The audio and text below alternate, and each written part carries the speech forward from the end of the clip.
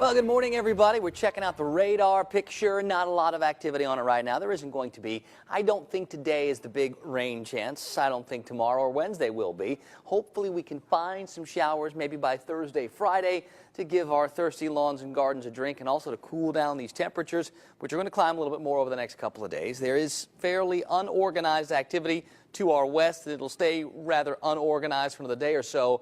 But as we start to talk about that next cool front, now maybe things will ramp up a little bit later this week. So we've got things to watch over the next couple of days. We're at 56 degrees in Valdosta, 57 in Thomasville, and 56 in Tallahassee. It's mostly clear skies. It's mostly calm winds.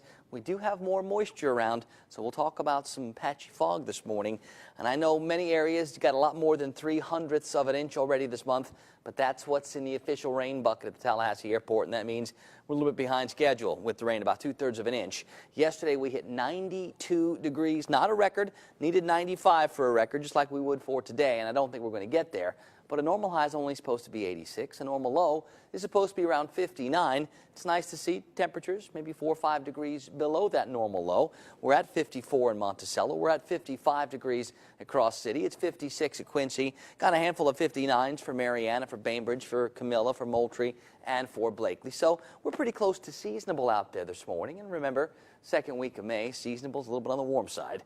Not a lot of wind to stir things up. So spots like Perry and other areas are going to find some reduced visibilities. We're talking 1/4 mile in many spots. So be ready for some of that fog, and I think we're going to find more of that each morning this week.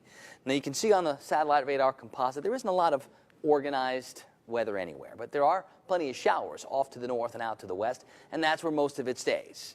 Our forecast calls for more muggy over the next couple of days as we stay on the warm and humid side of this next boundary that is still in the organizing phases.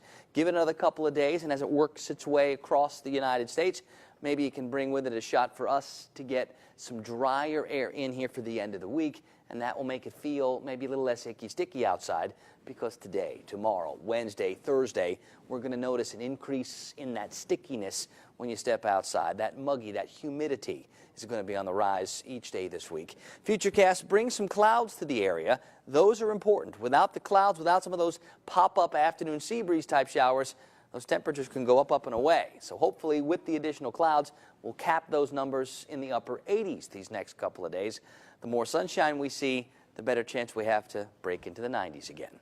On the Gulf today, winds southeast and south, 8 to 16, just a little bit breezy. Seas 1 to 3 feet, and mostly smooth conditions in the bays, maybe a light chop to a moderate chop as those breezes perk up.